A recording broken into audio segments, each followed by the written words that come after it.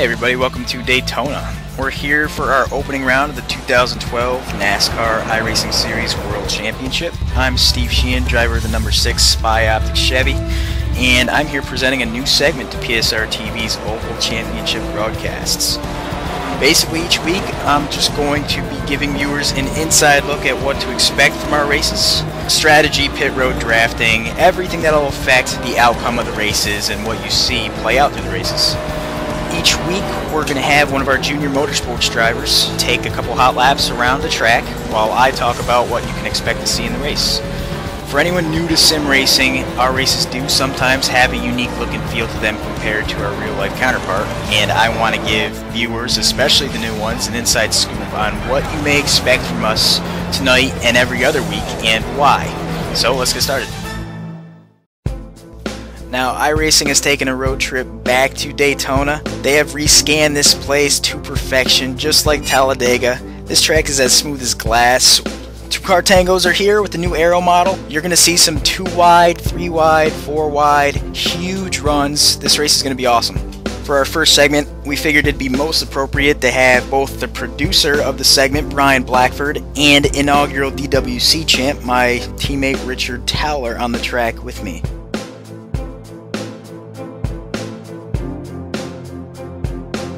Rich and I are going to come out of the pits. We're going to line up as fast as possible. This is very key because the faster we get hooked up in a tango, the faster we're going to get up to speed and the less time we're going to lose. This is going to be key during race situations. Think starts and restarts, pit road exit especially. We want to be able to get up to speed as fast as possible. You're going to see a speed difference here. We're going to be coming up on Brian Blackford, who does not have a partner. Rich and I are nose to tail. Rich is pushing me as best as possible. We're doing probably 13 or 14 miles per hour faster than Brian in his Simplex Media Solutions Chevy. We can go like this for about 2 or 3 laps before Rich is going to start overheating. That's when we're going to have to switch, or else Rich is going to blow up and game over. The best place to switch is going to be either turn 1 or turn 3, the entry of the corners. This is the most efficient. You'll lose the least amount of time. Everybody's been testing the quickest way to switch. So you're going to see me fan out high into turn 3. Rich is going to go by me low, and I'm going to tuck in behind Rich as fast as possible. And now I'm a little careful here. You're going to see me leave a little bit extra space. This alone will cost us a couple miles per hour versus 2 guys that are able to do it better.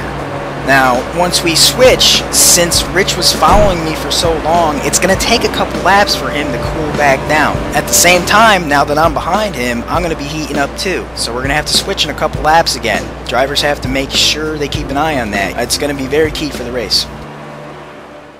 As far as what you can expect tonight as far as racing goes and race strategy, for the most part you're going to see a big pack of cars like you would a few years ago. Now tango is there, but it's not so much of an advantage as it was last week after an update that they made. And also, we are overheating a lot when we're behind someone, so we're going to be staying a little bit off each other's bumpers, which is actually going to keep us in a big pack. You're going to see some drivers who are very comfortable with it. You're going to see some guys who are very squirrely with it and very sketchy and not really used to it. Now 2 cars can still hook up in a tango. Right in the middle of that pack they can hook up and make some headway, but they can only do it for probably a straightaway because they're running into a big wall of traffic. So you're going to see people doing it, but they're going to have to back off each other so they don't overheat. Plus there's really nowhere to go when we're all 3 wide and going nuts.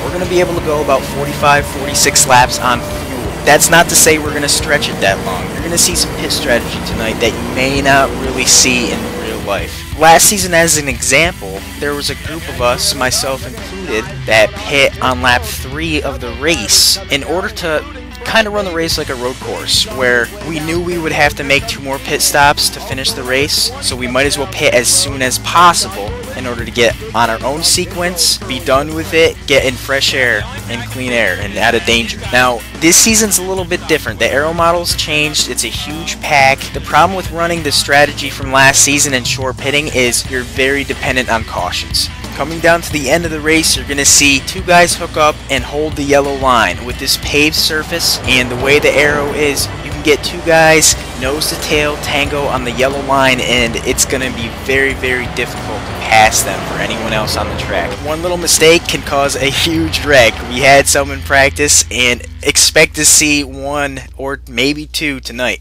And that's about all there is to it for Daytona, guys. I really want to thank you for watching this segment. I hope it helps, especially the new viewers. And at least you guys have a pretty good idea what you're going to see tonight. So I hope everybody sticks around and watches this race tonight. And I will see you guys at Phoenix.